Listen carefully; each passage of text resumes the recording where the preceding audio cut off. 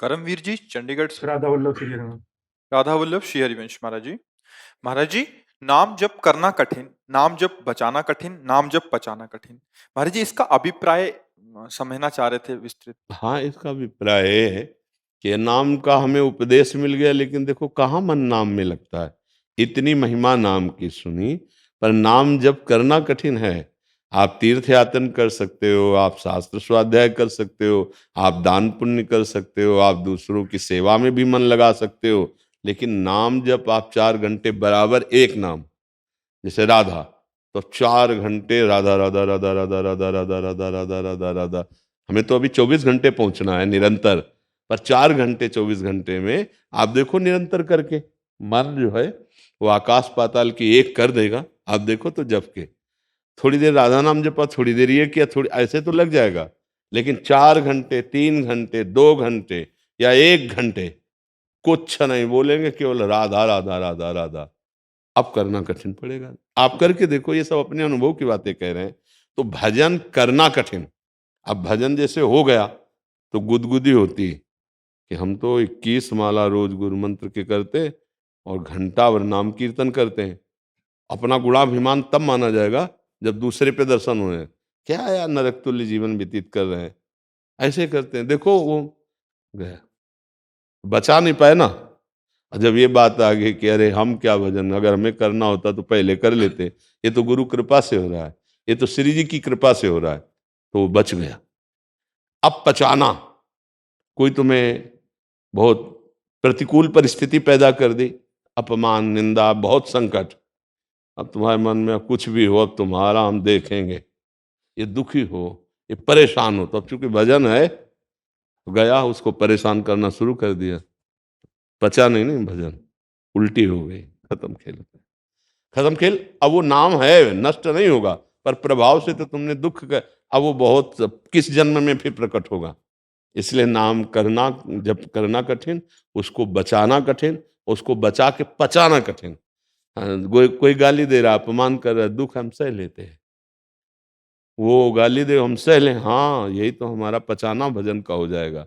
सामर्थ्य है कि उसको दंड दे सकते हैं। नीचापमानम सुधा, शारीरिक से, बुद्धि से, कानून से, तपस्या से, भजन से उसको हम दंडित कर सकते हैं, लेकिन नहीं, चुपचाप नीच पुरुष है, उसका किया हुआ अपमान सह गया, वो आगे बढ़ गया, भगवान को प्राप्त होने की योग्यता आ गई उसके अंदर। ये अध्यात्म है, ये थोड़ा संसार से उल्टा मार गए, लेकिन भक्त यही सोचता है आज मेरी परीक्षा हो रही, भगवान इस स्वरूप में मेरी नाथ मुझे सामर्थ्य देना, ना मैं आपको शाप दूं, ना आपसे मैं गुस्सा करूं, अपने भजन को बचा के निकल जाऊं। शांत ऐसे निकल गए। जैसे एकनाथ जी संत भगवान का चरित्र नहीं आता, वो गंगा स्नान करके वहां से निकले तो ऊपर किसी अधर्मी का मकान था, तो गली में देखा संत नागजार, थूक दिया तो ऊपर गिरा। अब ठाकुर सेवा करनी थी, फिर स्नान करने गए, फिर आया तो फिर थूक दिया, 100 बार थूका। वो 100 बार स्नान करने गए, जब वापस लौट के आए तो वो हार गया। आके चरणों में प्रणाम किया, महाराज आपने एक बार हमें देखा भी नहीं, गाली भी नहीं दी, नाराज भी नहीं हुए। बोले भैया तुम्हारी तो बड़ी कृपा हम पे हुई, हम नाराज क्यों हो? बोले 100 बार हमने थूका। तो बोले जो स्नान हम 100 दिन में कर पाते, आज आपकी कृपा से एक दिन में 100 बार स्नान हुआ, ये तो आपकी कृपा हुई, ये क्रोध नहीं, ये तो आपने हम पे कृपा की। ये देखो, ये है साधु की सोच, जिसका भजन पच गया है, जिसने अपने भजन को बचा लिया है। अगर अपने लोग होते 1 बार 2 बार, तो ये हमारी कच्चाई है। वो सदा सदा के लिए संतों से द्रोह करना छोड़ दिया। देखो क्षमा कितनी बलवान कि वो रो पड़ा कि महाराज मुझे पता नहीं था कि ऐसे संत कृपाल होते हैं, कभी किसी संत का वो अपमान नहीं करेंगे। अगर वो द्रोह कर देते तो उसका और बढ़ जाता, क्योंकि दुष्ट तो था ही, लेकिन वो सह गए, तो ये सहनशीलता उसका परिवर्तन कर दिया। तो ये भजन करना कठिन, करके बचाना कठिन, बचा के पचाना, ये तीनों बातें सत्संग से हो जाती हैं। संत संग से भजन करने की प्रेरणा मिलती है, और हम कैसे बचाएं इसकी प्रेरणा मिलती है, और कैसे पचता है इसकी भी प्रेरणा मिलती है। साधु समागम भजन करना सिखाता है, भजन बचाना सिखाता है, और भजन पचाना सिखाता है। समझ पा रहे हैं आप जी? कविंद्र जी राधे बिहार से। राधे महाराज जी। शादी राधे राधे महाराज जी, आपके चरणों में कोटि कोटि प्रणाम। महाराज जी, पूरे 24 घंटे में जब भी प्रभु का ध्यान आता है तो यह एहसास होता है कि किसी कामना, स्वार्थ, ज्ञान, अज्ञान, भय या मोह का प्रवेश भी मन में हुआ है।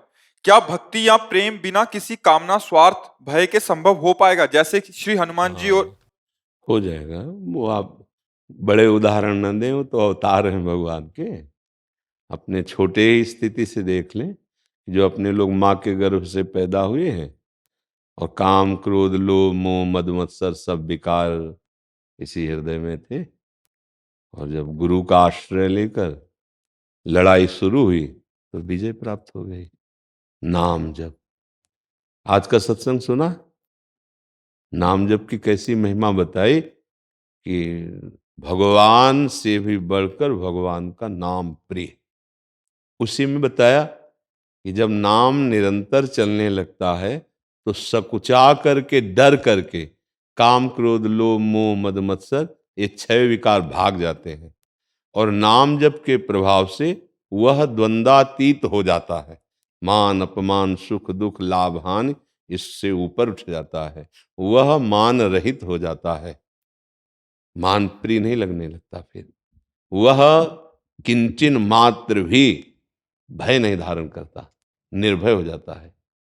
किंचन मात्र भी चिंता नहीं रह जाती, निश्चिंत हो जाता है।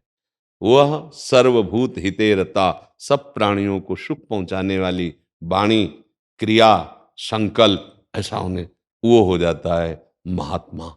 चाहे वो पैंट शर्ट में हो, चाहे वो पीले, चाहे अरुण वर्ण, कोई भी वस्त्र धारण किए हो, वो महात्मा हो जाता है।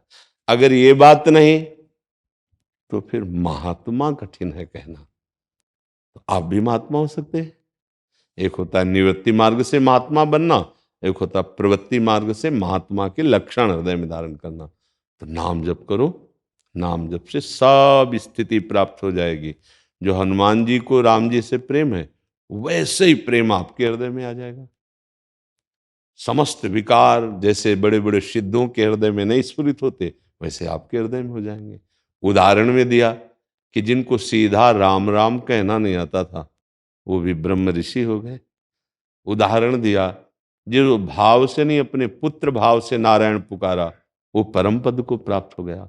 उदाहरण दिया सबरी मैया का, जाति की भीलनी, स्त्री शरीर, सब ऋषि उनका तिरस्कार करते थे, लेकिन भगवान राम जी उनकी कुटिया गए, उनके बेर पाए और परमानंद का अधिकार सबरी जी को उसी समय मिला।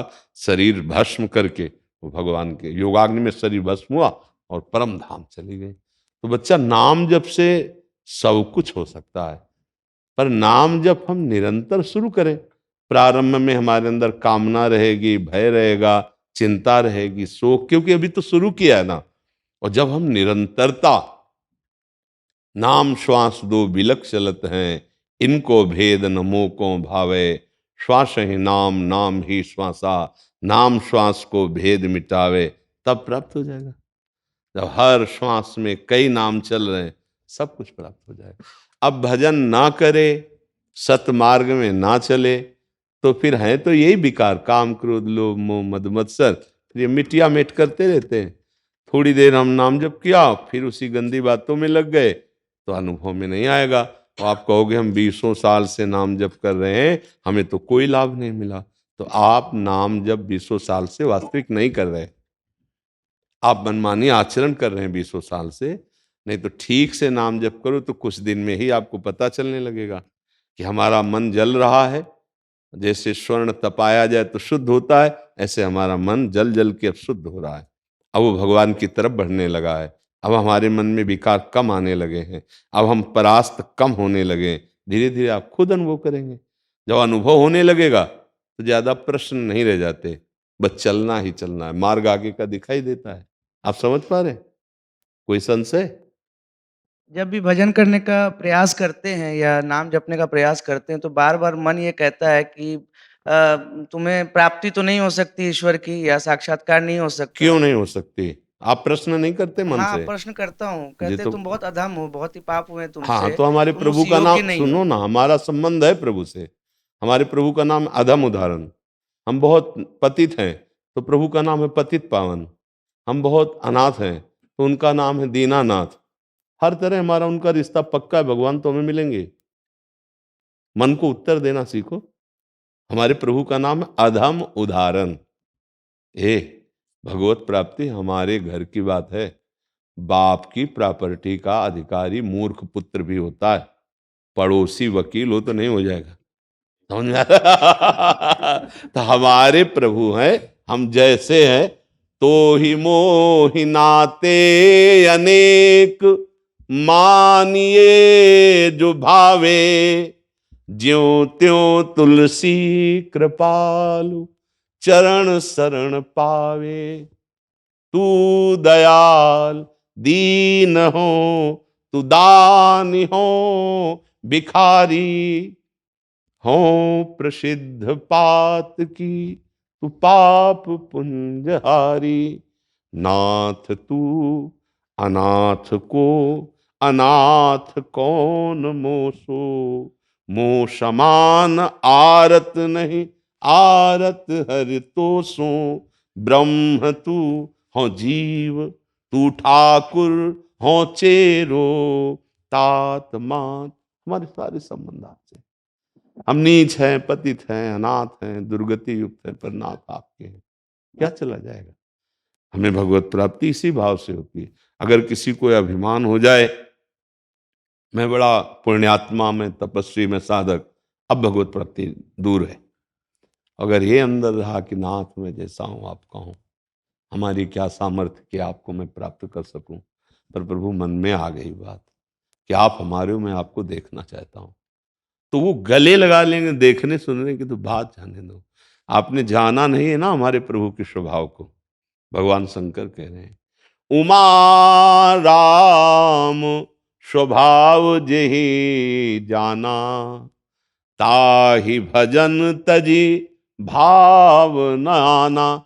आप तो भगवान को भगवान मानकर कुछ न कुछ तो भाव करते हैं ना। पूतना भगवान को मारने गई थी जहर लगा के, तो उसको वो गति दी जो यशोदा मैया को मिली। शिशुपाल गिन गिन कर गाली देता था भरी सभा में, भगवान ने उसको वो गति दी जो सारूप मोक्ष बड़े बड़े ऋषि मुनियों को प्राप्त होता है। आप विचार करके, अघासुर, बकासुर, ऐसे कितने राक्षस जिनको मुनिजन वांछित परम पद भगवान ने दिया, जिनको जो भगवान को गालियां देते थे, भगवान से लड़ते थे, भगवान को मारने गए, उनको तो परम पद दे दिया।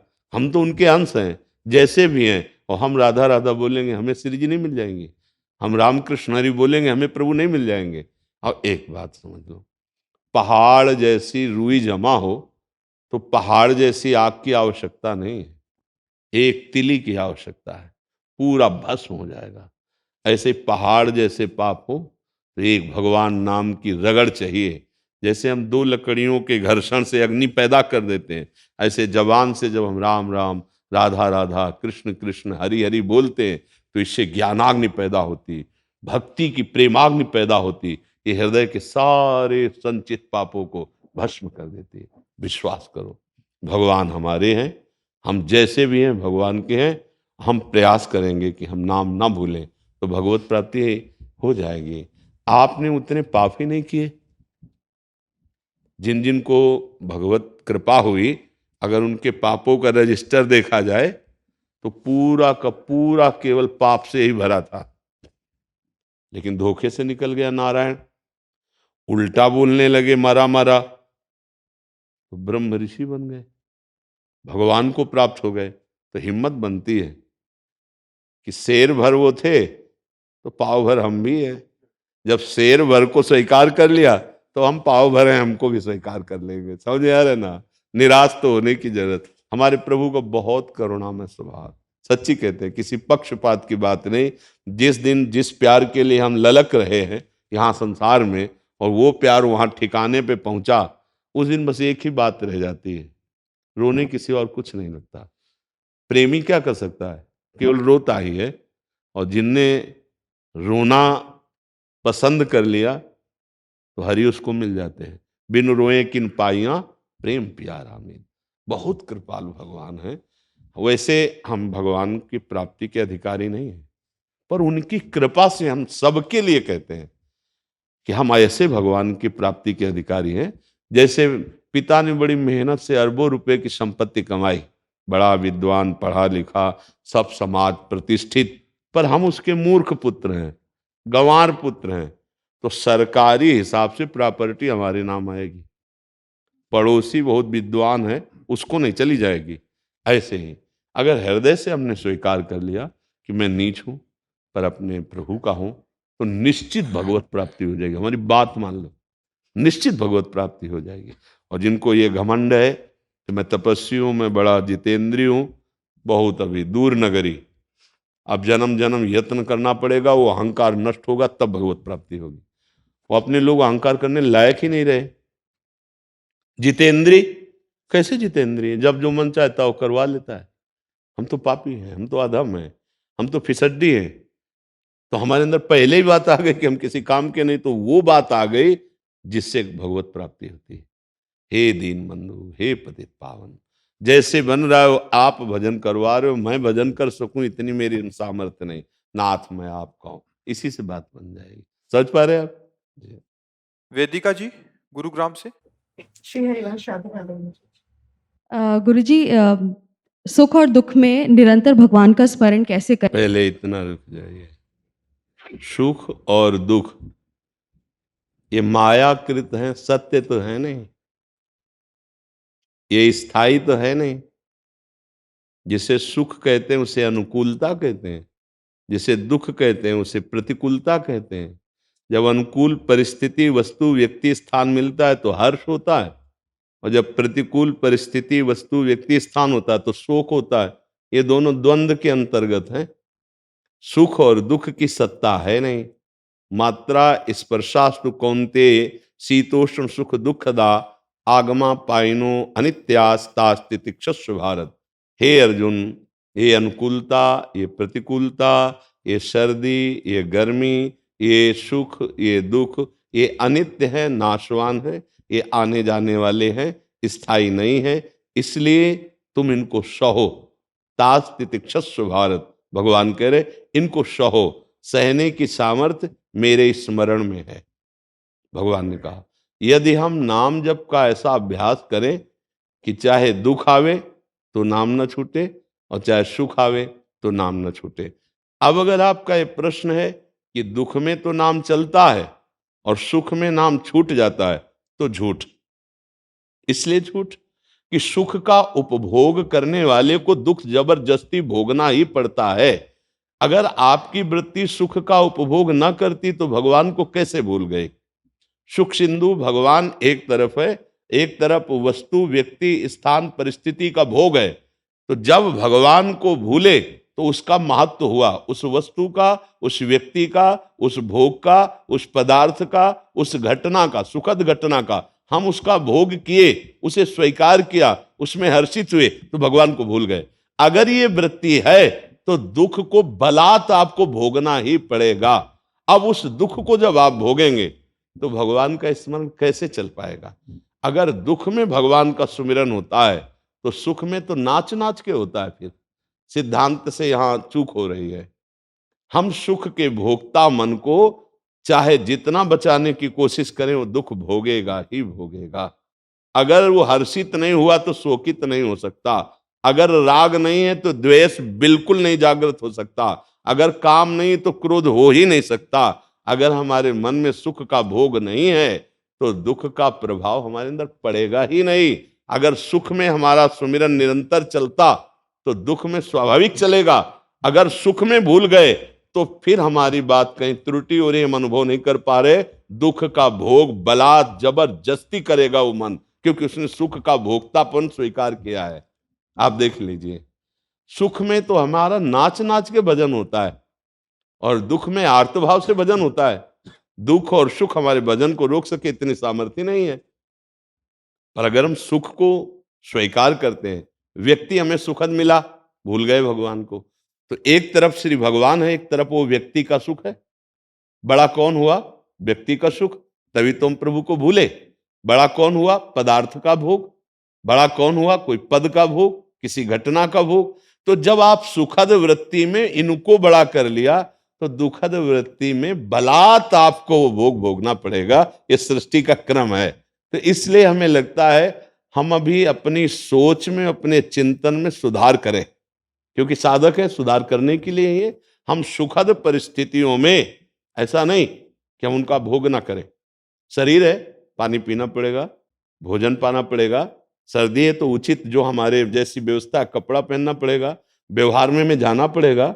किसी की पत्नी है, किसी के मित्र है, किसी की बहू है, किसी के माता है, हमको इन सब व्यवहारों का पालन करना पड़ेगा, लेकिन साथ में नाम जप करते हुए।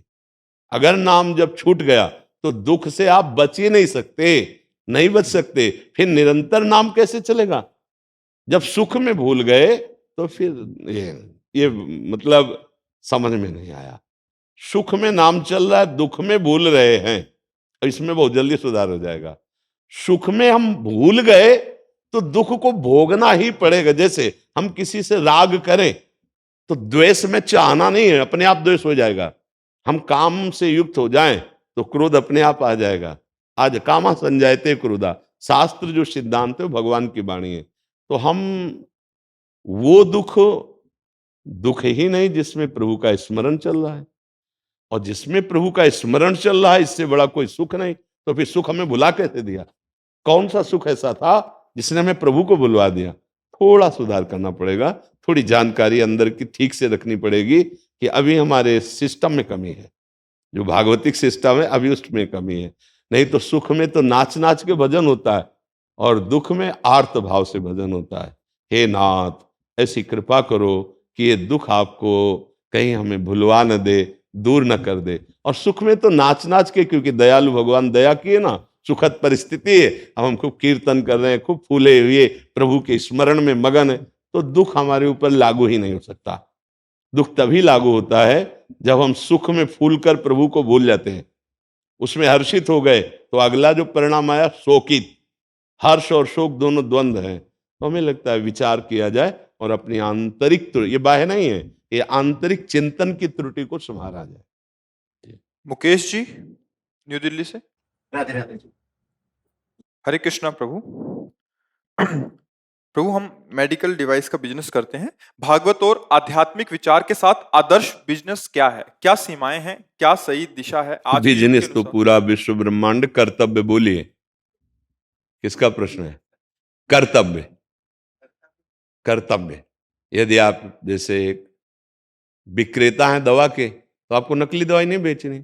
आप एक डॉक्टर हैं तो आप मरीज के साथ धोखेबाजी नहीं करनी। आप एक मास्टर हो, विद्यार्थी के साथ धोखेबाजी नहीं करके संपूर्ण प्रयत्नशील होकर उसको पढ़ाना। ऐसे पूरा विश्व ब्रह्मांड के सारे कार्य समझ लीजिए। अब जैसे अलग अलग डिपार्टमेंट का हमें सबका तो ज्ञान है नहीं, लेकिन सबको एक जगह बांध दिया गया, उसे कहते हैं कर्तव्य कर्म। जैसे आप पिता हैं किसी के, पुत्र हैं किसी के, मित्र हैं किसी के, और समाज में आप कोई ना कोई सेवा लिए हुए हैं। आप अपने कर्तव्य को जानते हैं कि मेरे कर्तव्य का क्या स्वरूप है, बस उस कर्तव्य को भगवान की सेवा मानकर और नाम जप करते हुए करें, उसमें धोखेबाजी ना हो, अधर्म ना हो, बढ़िया बात बन जाएगी। पूरे पूरे विश्व ब्रह्मांड का एक ही उत्तर है, अपने अपनी जगह अपने कर्तव्य का पालन करना। अब जैसे मानो औषधि आपको पता है नकली है, इसके बेचने में मुझे बहुत लाभ मिलेगा, अब आप गड़बड़ कर रहे हैं।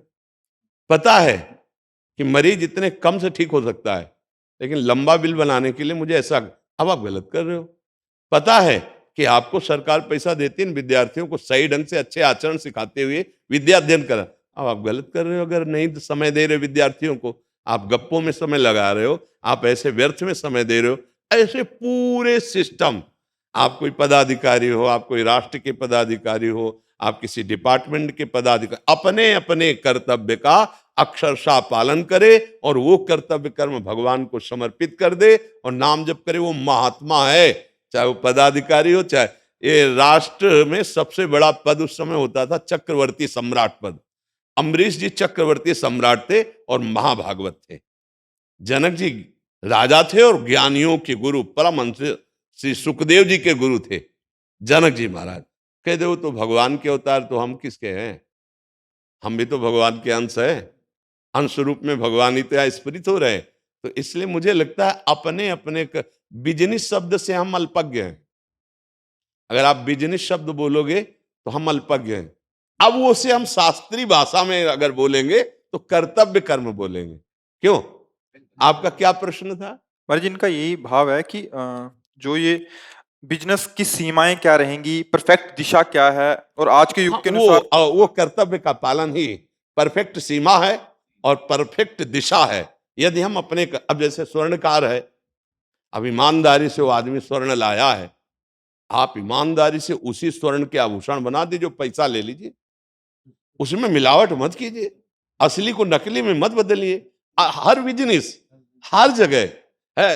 अब तौल कर रहे हैं और 50 ग्राम का चुंबक जो है ये लीजिए, अब आप जान रहे हैं कि आप 50 ग्राम कम तौल रहे हैं, ये ठीक बिजनेस नहीं है। अपने कर्तव्य आप महंगा कर सकते हैं कि भाई दूसरे जगह ये 10 रुपया किलो मिलते, हम आपको 11 रुपया किलो देंगे, लेकिन वो 11 रुपया जब दे तो 1 किलो सही तौल करके दो और असली वस्तु दो, उसमें मिलावट नहीं होनी चाहिए। अपनी अपनी जगह यदि सब सही हो तो वो भगवत प्राप्ति का हेतु हो जाए और सही दिशा हो जाए। अपने अपने कर्तव्य को सही ढंग से यदि निर्वाह किया जाए तो यही सच्ची दिशा है और यही इसकी सीमा है। यही आपको भगवत प्राप्ति करा देगी, भगवान प्रसन्न हो जाएंगे। बहुत गलत हो रहा है। प्रायः कोई 100 में 1-2 होंगे जो अपने बिजनेस को कर्तव्य मान के कर रहे हैं, नहीं तो हर जगह हम कुछ मिलावट, कुछ कपट, कुछ झूठ ऐसा, और वो हम अपने परिवार के लिए नहीं, वो चीज अपने परिवार को नहीं दे सकते, लेकिन उससे जो आया हुआ धन है वो उससे भी खतरनाक है। जो आपने गलत करके धन कमाया है वो आपका सर्वनाश कर देगा। इसलिए हम सबसे प्रार्थना करते हैं कि तात्कालिक वर्तमान के लाभ को ना देखकर अपने और अपने परिवार के भविष्य के लाभ को देखो। अगर जो अधर्म आचरण करते हो तात्कालिक लाभ दिखाई देगा, लेकिन आप और आपके परिवार के भविष्य को चौपट कर देगा। और आज हमारी बुद्धियां थोड़ा सा विचलित हो रही कि जल्दी शॉर्टकट से करोड़पति बनना नहीं, ऐसी खान पान की सामग्रियों में, ऐसे ही अपने अपने कर्तव्यों में। एक डॉक्टर हमारे यहां उसे भगवान मानते हैं, नहीं मानते कि डॉक्टर भगवान का स्वरूप है। अब मरीज ने अपने जीवन को आपको दे दिया, आप जो चाहे कर सकते। अगर आप उसके जीवन के साथ कपट करते हैं, उपहास करते हैं, आप कोई अनर्थ करते हैं, तो सबसे बड़ा डॉक्टर वो तुम्हारे साथ जब ऑपरेशन करेगा ना तो होश उड़ जाएंगे। नहीं, हाँ, गाड़ी में बैठे जा रहे हैं, बोले एक्सीडेंट हुआ, बोले इतनी नसें टूट गई कि डॉक्टर ही नहीं संभाल सकते। इसलिए अपने अपने कर्तव्य का यदि पालन किया जाए, जब डॉक्टर के पास हम जाते हैं तो एक अपना भगवान मानते हैं, लिखित कर देते हैं कि हमारी मृत्यु के दोषी आप नहीं होंगे, मतलब अपने प्राणों को समर्पित कर दिया। अब आपको जितना ज्ञान है, धन की तरफ प्रधानता न रख के उसके प्राणों की रक्षा की जाए, यही भगवान की प्राप्ति का हो जाएगा। ऐसा है। यदि हम ये गंदे नशा ना करें, गंदे आचरण ना करें, गंदा भोजन ना करें, उसी पैसे को बचाकर अपने परिवार की सेवा में, समाज की सेवा में लगाएं तो हमारा परम मंगल हो जाए। जैसे शराब पीना है, मांस खाना है, पैसे के बल से पराई माताओं बहनों के साथ गंदा आचरण करना है, जुआ खेलना है, ये आपको कभी सुखी नहीं कर सकते। अगर आप हमारे पास आए, हमारी प्रार्थना माने, हाथ जोड़ के कह रहे हैं, तो आपका परम मंगल हो जाएगा। और ये बात जिनके कानों में पड़े वो अपने जीवन को सुधार ले। शराब पीने से आपका स्वास्थ्य खराब होता है, समाज में महत्व नष्ट होता है, और आपका परिवार, आपने 100-200 रुपये की शराब पी और उसी की सब्जी लेकर घर जाते, बच्चों के लिए थोड़ा मीठा ले जाते, बच्चों को दुलार करने वाली वस्तु, तो आप परिवार के प्रिय बन जाते। आप सोचते हैं जुआ में, हम आज तक कोई जुआ में अरब खरबपति बन के जीवन भर सुखी नहीं रहा। महाराज धर्मराज युधिष्ठिर जब जुआ खेले तो द्रौपदी जी को क्या आपने सभा में देखा, और 12 वर्ष का वनवास, 1 वर्ष का अज्ञातवास। महाराज नल को पूरे जीवन कष्ट भोगना पड़ा इसी जुआ ने। तो हमें लगता है जुआ न खेले, शराब न पिए, मांस न खाए, पराई माताओं बहनों की तरफ गंदी दृष्टि न करे, तो मनुष्य जीवन ये आनंद के लिए मिला है। धर्म पूर्वक कमाओ और आनंद पूर्वक जियो और खूब राधा राधा कहो। क्या पैसा लगता है राधा राधा के लिए? महाराज जी, लीला में छोटे राम लक्ष्मण रखते हैं। अच्छा। हम आपको एक श्लोक सुनाना चाहते हैं। सुनो। नमस्कार गुरुदेव मम पूज्य पिता प्रणाम,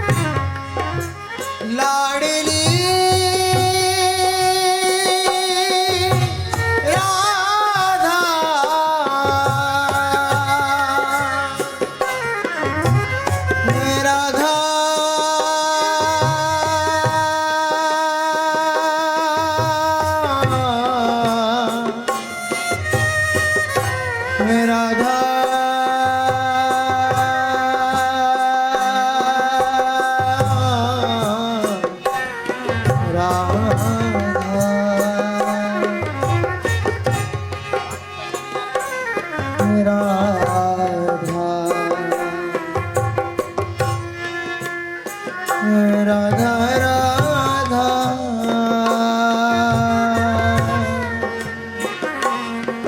राधा